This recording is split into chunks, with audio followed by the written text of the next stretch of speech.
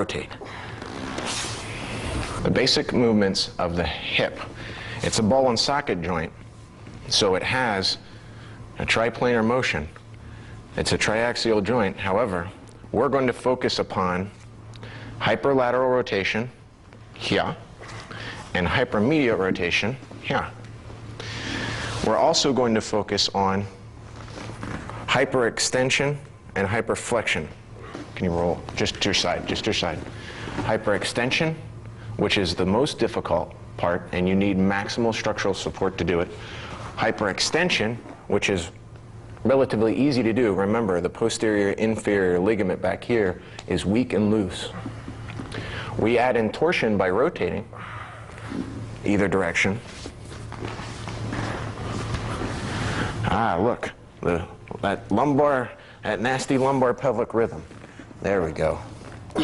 This is a good immobilization to keep him from moving as we continue to look. If we need to disengage, we can blow out the hip, or we can move him into, say, a cuffing position. We can keep it packed and keep monitoring him. If he gets spastic, just whack him in the nuts. Never mind. Okay, but we can keep him out of structural alignment. Now this is starting to work into his lumbar and into the rest of his spine. But the important part is, if we're here, there's the hypermedial rotation and hyperlateral rotation. So this can be achieved in various directions. Here, here's one. You're bringing this up in torsion. Up. Turn this way. You've stepped across, you've blocked the knee, now you're rotating forward. The lever is on the heel. He's trying to release the pressure, but you don't let him do that. There.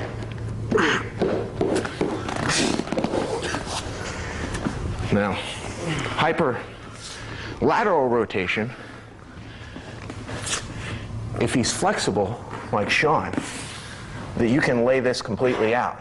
But that doesn't matter. Squeeze together your legs and bring this up. Now, you can start to cause torsion. Let me turn it this way. Here, turn. Intermittent pressure. It's driving my shin bone into the bridge of my nose. There's residual symmetry. Okay.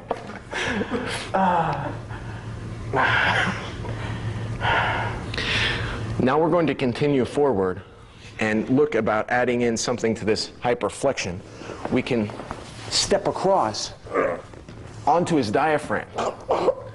Here, this pressure is starting to distort his alignment, and we can keep monitoring him from this position. But we can also go the other direction to step forward and up. Now we can come around his head, keep him monitored here, and it doesn't take much to disengage or break the leg. All right? Okay. We can step all the way through like a knee pack, but past the knee. Now, as you come forward and push back with your heel, turn this way. Here, up. You can break the hip out as you go to check onto the next subject, or you can just continue to control him from here, or move him across and start to work him. Put your hand up, put your hand up, put your hand up. Work him into a position where you can start applying cuffs if you're in a subject control position. Then release him out. Once he's in, work to his diaphragm, come back again, step over, work on the knee, stand up, work the other leg, start working the heel, and disengage, and go out. To bring him into a pronate position, we understand that we can cause hyperfunction through rotation. So as we load upward, we can also spin. Now, when we're here, let me spin this way. Stop. When you're here, there are different positions of force. Right now, I'm below the application of the femoral head because I can feel his butt cheeks. From here, I'm going to have to do a two lever joint a two-joint lever, meaning my force is going downward to press the femur out of the acetabulum, down on the femur as I'm leaning back. There. Do a little Michael Jackson, ow! Okay, to come up and apply pressure. Or you can attack and make it structural against him by coming above his hips. That means the force has to be pulled along the shaft of the tibia as you rock forward onto his sacrum and coccyx. Here. But this is an immobilization. You can apply submission and dysfunction, but this is a good controlling position to monitor him because you can access whatever you have. If you have zip cuffs, and bring him up, tie him. Or you can easily disengage. And it's an important part. Important point to mention that there are things that this person can do if they relax. We're not going to be covering those right now, but there are positions like, for instance, if Sean were to knee thread underneath here, he's just released the pressure. He's just released the pressure, but that takes the wherewithal and presence of mind to be able to relax and not fight against the submission. We're working against his fight, and we're doing it actively. Okay, back into this position here. If we, no, relax, relax. Bring this knee up. If we go this way, he can bring this knee up. But as he brings this knee up, you continue forward, and you're here again. Now this is a total immobilization position, meaning right now there isn't any stretch to the joints yet, but we still have the sciatic nerve back here to apply pressure and then lift. Or we can slip down into the knee and work as you continue forward and then roll to grab. But you can work just the ankle. You can keep this, step out of it, and work to the other side as you start to apply rotational torque. But you continue to flow through, working depending upon his application of force. Now in this position, this is important to mention. His leg is lifted and you rotate it towards his knee and you pack it in your own knee. As you bring it here, you're causing this motion to have the femoral head pop out here as this is being twisted out on the opposite side.